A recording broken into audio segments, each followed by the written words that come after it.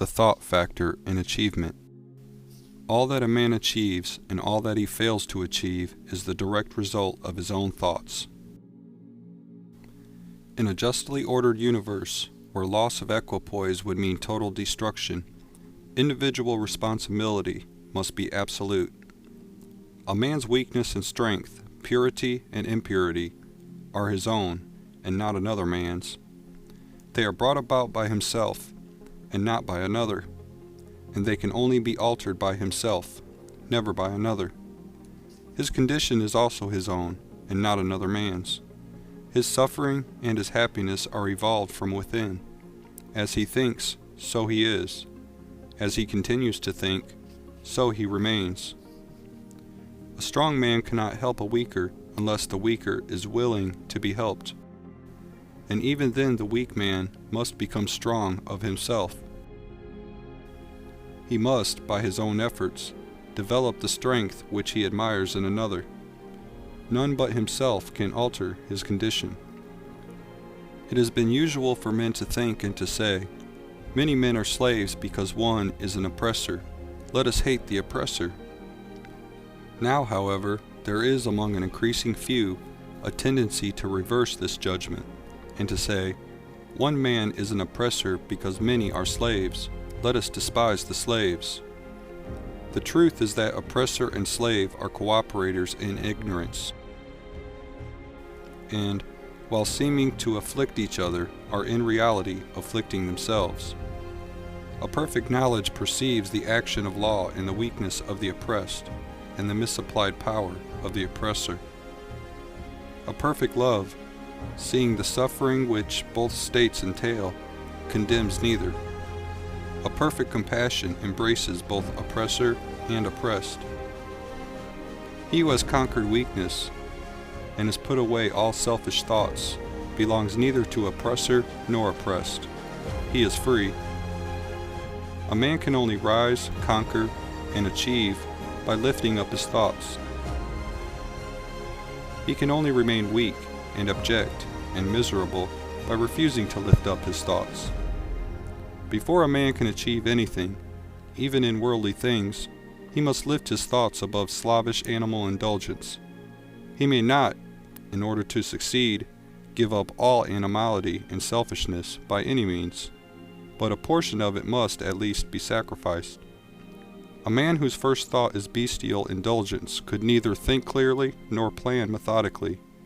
He could not find and develop his latent resources, and would fail in any undertaking. Not having commenced manfully to control his thoughts, he is not in a position to control affairs and to adopt serious responsibilities. He is not fit to act independently and stand alone. But he is limited only by the thoughts which he chooses. There can be no progress, no achievement, without sacrifice. A man's worldly success will be in the measure that he sacrifices his confused animal thoughts and fixes his mind on the development of his plans and the strengthening of his resolution and self-reliance. And the higher he lifts his thoughts, the more manly, upright, and righteous he becomes. The greater will be his success, the more blessed and enduring will be his achievements. The universe does not favor the greedy, the dishonest, the vicious, although on the mere surface it may appear sometimes to do so. It helps the honest, the magnanimous, the virtuous. All the great teachers of the ages have declared this in varying forms. And to prove and know it, a man has but to persist in making himself more and more virtuous by lifting up his thoughts. Intellectual achievements are the result of thought consecrated to the search for knowledge, or for the beautiful and true in life and nature. Such achievements may be sometimes connected with vanity and ambition, but they are not the outcome of those characteristics. They are the natural outgrowth of long and arduous effort, and of pure and unselfish thoughts.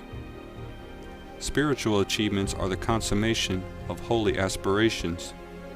He who lives constantly in the conception of noble and lofty thoughts, who dwells upon all that is pure and unselfish, will, as surely as the sun reaches its zenith and the moon its full, become wise and noble in character, and rise into a position of influence and blessedness.